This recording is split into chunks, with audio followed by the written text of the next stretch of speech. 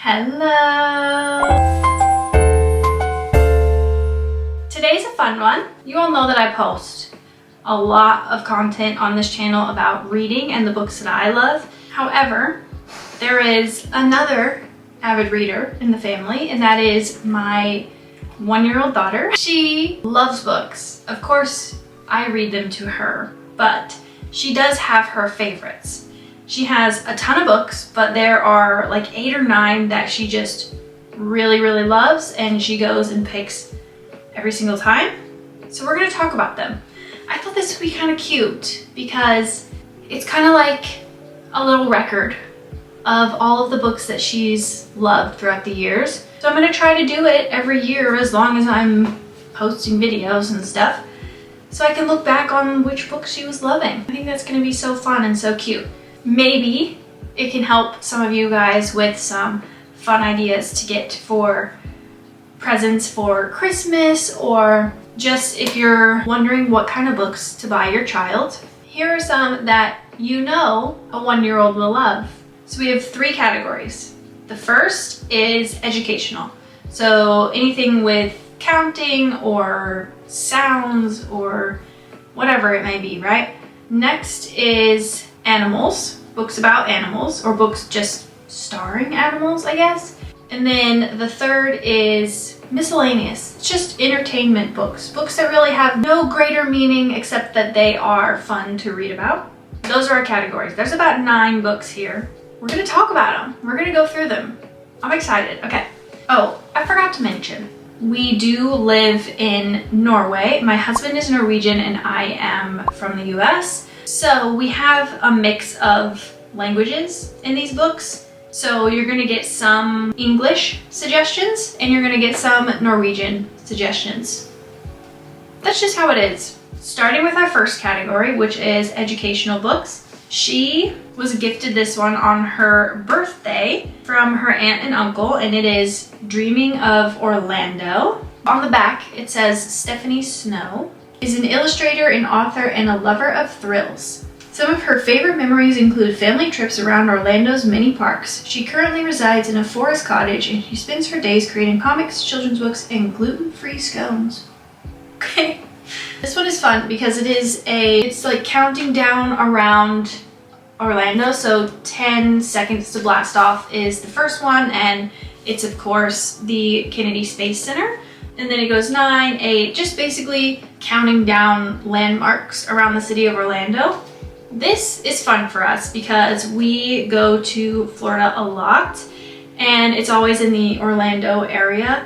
So this will be fun because she'll kind of get to learn some of the landmarks, and we can go to some of these places and she can recognize that it's in one of her books, which I think is gonna be so special when she realizes those things. Next is 2 books that are in the same kind of set of educational books. These are Norwegian, and they talk about jobs, different jobs or like fields that you can go into, and they're kind of educational where they talk about those fields and what they study.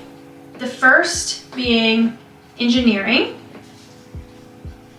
There's the cover, by Jonathan Litton, and illustrated by Thomas Elliott. So there's a bunch in this little series. You have anatomy, architecture, botany, zoology, economy, and of course engineering. And I just think that's so fun because the illustrations are so pretty, so well done, and it just talks about what engineers do. Like, how cute. So we have, I want to get all of them eventually, but right now we have engineering and botany, and this one is so pretty. Look at that, this page. Like, how fun. And this one talks about like plants and trees and basically how they grow, their life cycle, I guess. Really nice, cute, educational books here. And I hope to get the rest of them because I think they're so cute and fun little learning books. Next is a fun one. She was gifted this one on her birthday as well, and she is obsessed. It is Min första ord och lidi, which I think is my first word and sounds. Maybe, correct me if I'm wrong. It has so many cool things. So the pages are all different kinds of animals or instruments, you know, things. And I've already had to tape this book a couple times because she loves it. It's just sounds. So you press the little button, and then, like, if you want to hear what a dog sounds like. Pretty cool, right? Her favorite pages are the musical instruments, the flute. She loves that one. And she loves the fire truck.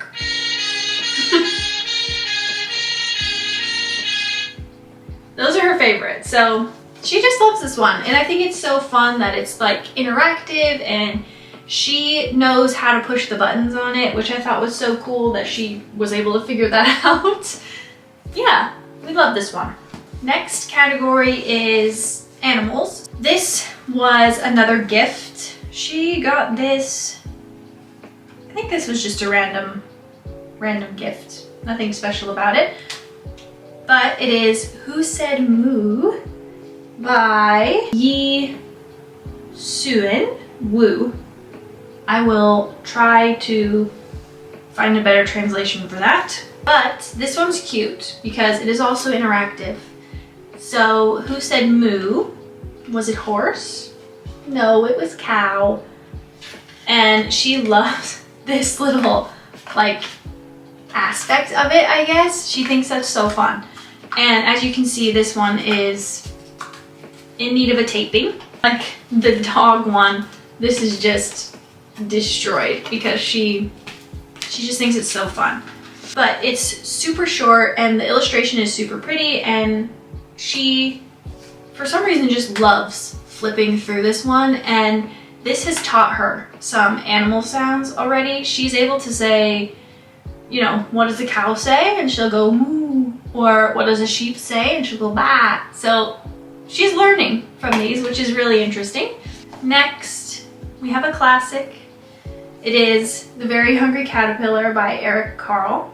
We got this one at the Eric Carle Museum, which is really cool. Just a really cool thing to have gotten the book from.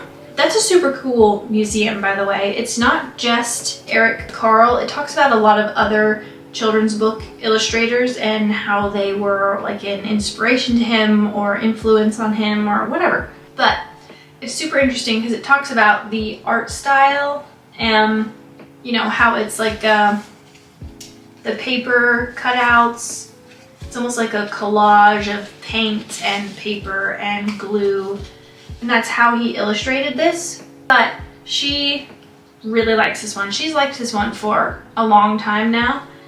Her favorite part is right here where the sun comes up and pop, out of the egg came a very hungry caterpillar, and during the pop we always boop our noses, and she loves it. She thinks it's so fun. This, of course, is very fun for her too. She'll stick her finger in the little holes here.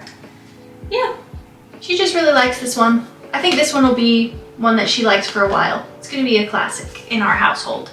Next is a book that she got when she was born, and it's called When Freya Was Born. Freya is her name.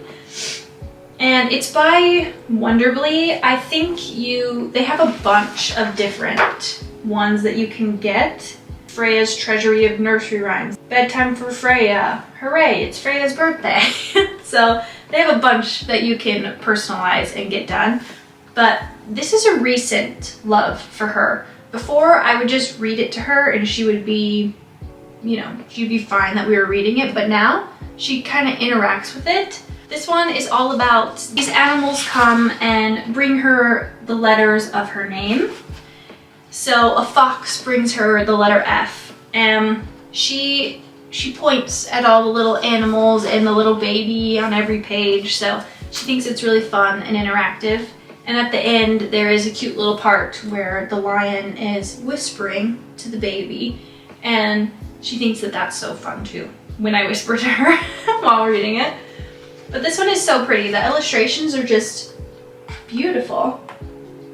It's really well done. And this one is from her bestie Penny. And you can put this nice little personalized note in the front, which is going to be so special when she is a little bit older and can understand that this is from her bestie Penny, which is really, really nice. Okay, last two books. This is our miscellaneous category. First we have Goodnight Moon by Margaret Wise Brown, and the illustrations are by Clement Hurd. This is a classic, of course. Everyone knows and loves Goodnight Moon. It is so perfect and special and just a great bedtime read for kids. And this is kind of the same, where she points to everything. So goodnight light and the red balloon, she'll point to the light and then the red balloon, and she'll just do this with her finger all over the page. Even if she's not pointing at anything real, every single page she'll point to something in the room. So she loves it. She loves interacting with it, and it's of course a classic, and it's going to be probably one that she reads for a long time. Our last book of the video is one of my favorites too, actually, and this was a gift from one of her uncles, and it is The Snowy Day by Ezra Jack Keats. I just think this one is so fun. It's about a little boy named Peter. Yeah, little boy named Peter, and he wakes up one morning and there's snow everywhere, and it just takes you through all of his little adventures in the snow. The art is beautiful, and it is somewhat nostalgic too as you're reading it, because you're kind of going through this snowy day, cozy snowy day with a child, and you're, as an adult, kind of remembering those things that you did as a child. So it's fun, it's cute, it has a lot of cozy factor, nostalgia factor. She loves it. She thinks it's so fun to read. She'll actually pick this one up herself and just like sit on the floor and flip through it. I don't know what it is about it, if it is the pictures that she likes, something about the art style that she thinks is interesting. I'm not sure, but this one is very special to us. There we go. That's all the books that my 1-year-old is loving right now. I am super excited to see what this stack looks like next year, and if it's gonna change, what's gonna happen. I'm almost getting emotional thinking about being able to watch these videos back and seeing what kind of books that she was loving at the time, so it's exciting. But we'll see you next time. Bye.